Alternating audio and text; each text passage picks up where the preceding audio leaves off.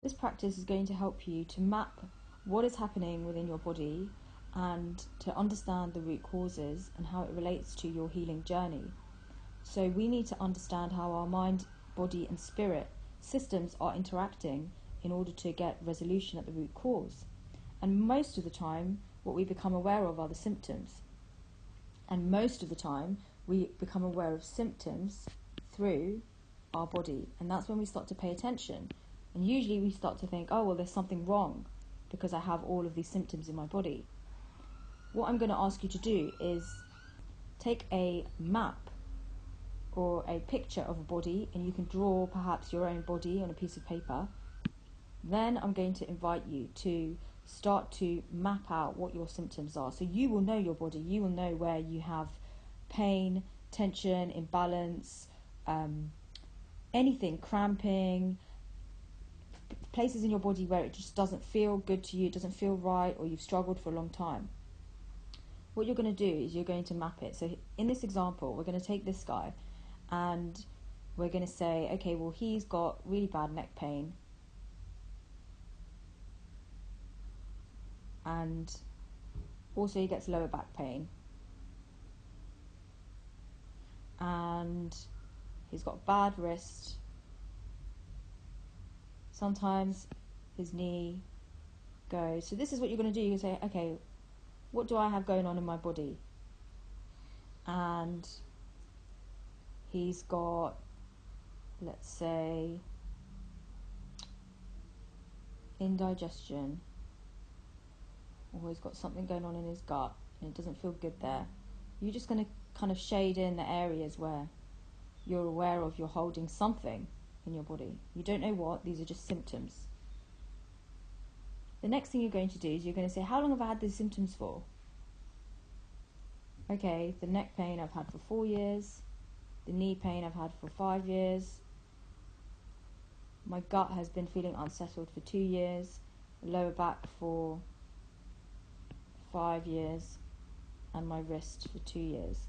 This is just an outline. You don't have to be specific, but just get an idea of where the hot spots are in your body, what you need to look at.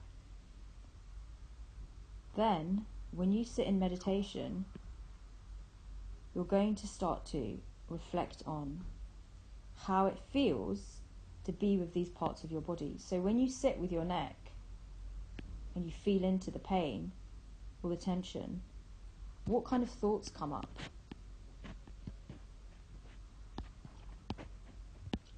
What kind of emotions come up? And you're going to write them down. So you might say, oh, well, my neck pain, when I feel into it, it makes me feel really frustrated. It makes me feel imbalanced. It makes me feel tense. It makes me believe or think, oh, I'm never going to be able to get rid of this pain, blah, blah, blah, right? This is, you're just listing down anything and everything that comes. Thoughts and emotions. From these thoughts and emotions, the next thing you're going to do, you're going to do this for every area in your body. The next thing you're going to do is you're going to start to understand, by looking at this list, how it corresponds with belief systems that you hold about yourself. Because nowhere in the human body will you experience a symptom, without a corresponding belief system. Our body reflects our state of consciousness, and our consciousness is built partly through our life experiences and ancestry and past life experiences, etc., but also through what we believe we've experienced. So recognizing what your belief systems are and then writing them down using I statements. When you use I statements, you get closer to owning your stuff. So rather than saying, okay, well, I've identified one of the beliefs is the world is a dangerous place. Instead, try to write it as, I believe the world is a dangerous place. So use your I statements. Next thing you're going to do is look everywhere in your body where you're holding your symptoms, where you're holding your tension, your pain, your imbalance, your illness, etc., you're going to look and go, okay, what are my corresponding belief systems in these different areas? What will often come up are belief systems related to self-worth and self-love. When you have arrived at these, start to look at what the commonalities are. So what are the common belief systems that you're holding? You might say, well, I've got I am not good enough, or I'm not good. I am broken. I am burdened. So whatever these are, you're going to make a list of what your belief systems are. Because when we go into the work to do the release session, the second healing session of this journey, and I ask you, what are you holding in your body that you're looking to release?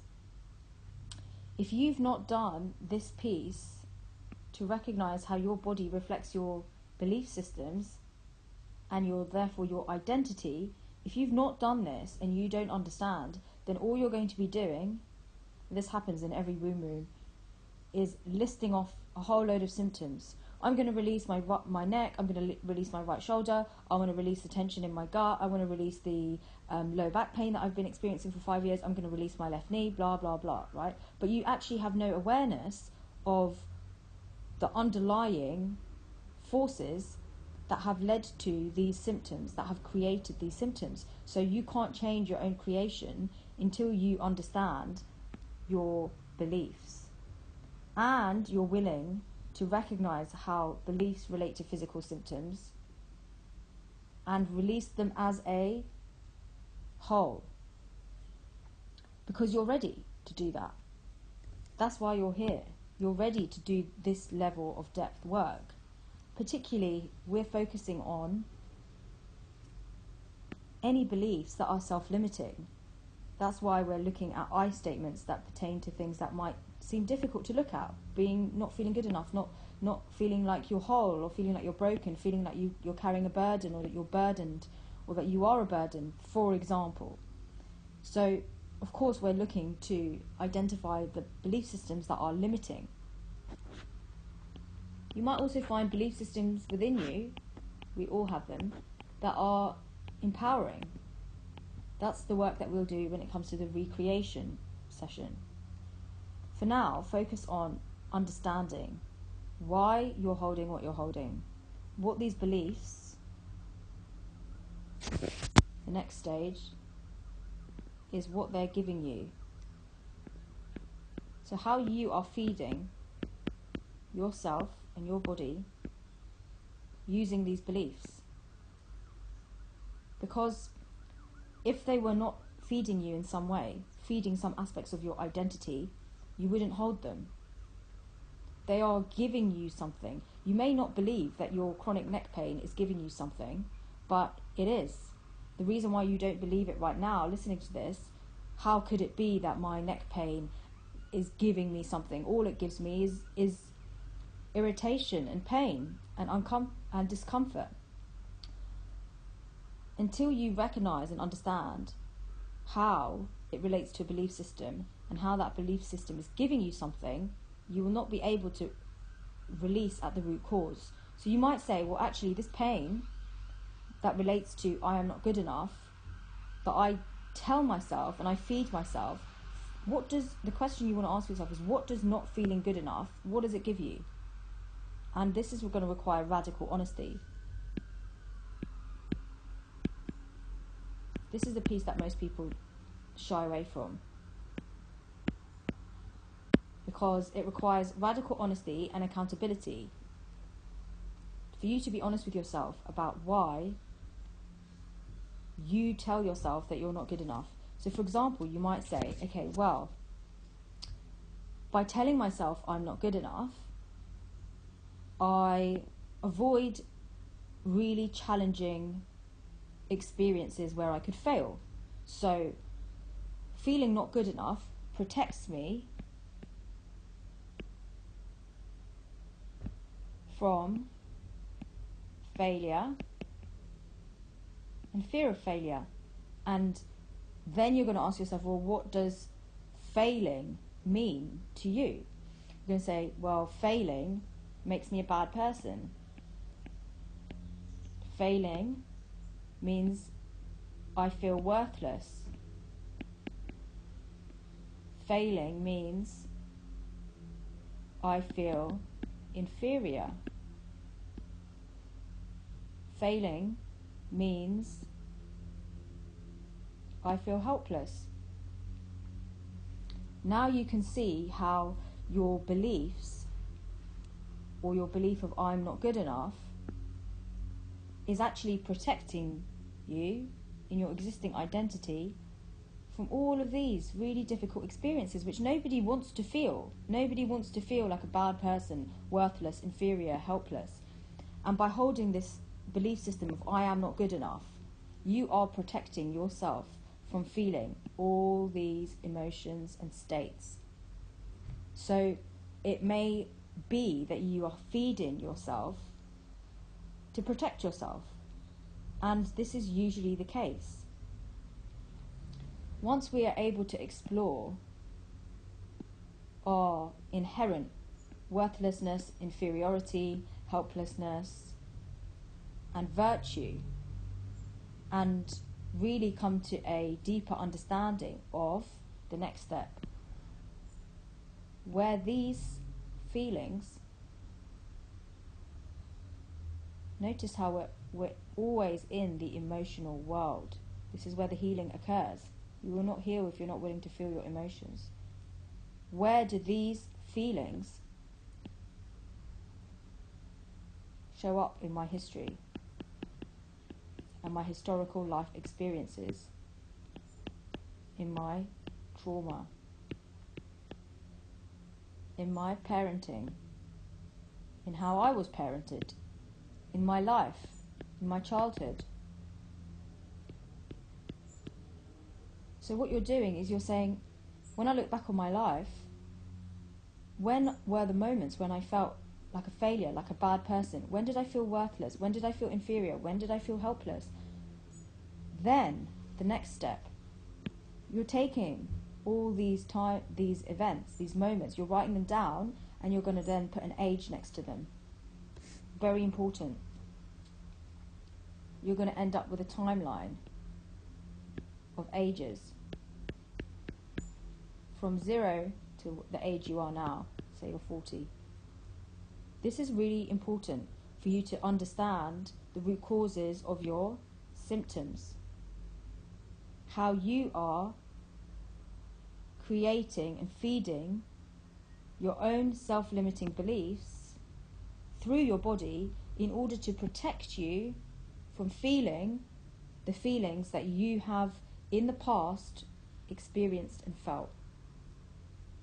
When you meet these root causes in your trauma history and you recognize what has happened to you and how it made you feel all of these things, and you start to express the emotions rather than bottle unconsciously everything in your body, you start to move and change and heal.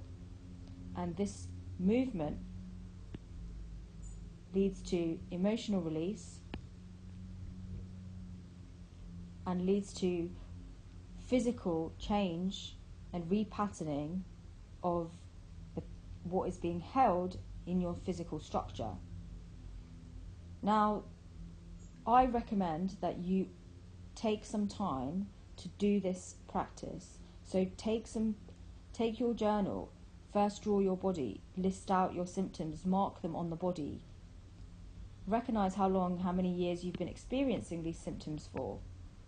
And if your numbers are high, especially double digits, there's all the more reason for you to do this practice, because it means that you are holding chronically self-limiting beliefs that have chronically affected your body.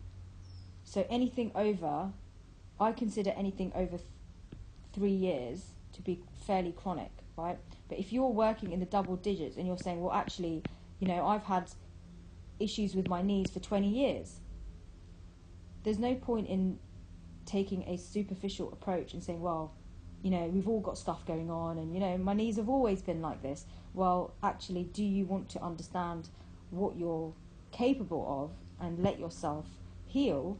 That's going to require you to take a different approach.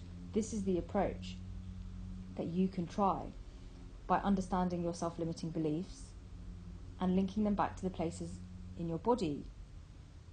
Then experiencing and committing to a process of radical inquiry, radical honesty, and allowing yourself to really ask the question of how you're feeding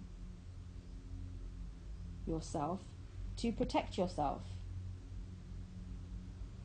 When you've understood what you're trying to protect yourself from, this is your fear, this is also the love, these are all the things you need to love within yourself and about yourself and bring love to, love as in the light of awareness. When you bring the light of awareness and acceptance to this and start to understand how it weaves in to your trauma history and events that have happened, or experiences that you felt. It doesn't have to be an event, it can just be an experience that you've felt within you. Then you're going to be much closer to resolving what is going on in your body. So, how does this relate to the work that we're going to be doing? When I ask you, what are you releasing from your physical body? What are you releasing emotionally? What are you releasing in terms of self-limiting beliefs? All of this is going to be done in the second session, the release session. I want you to be very aware of what you're writing.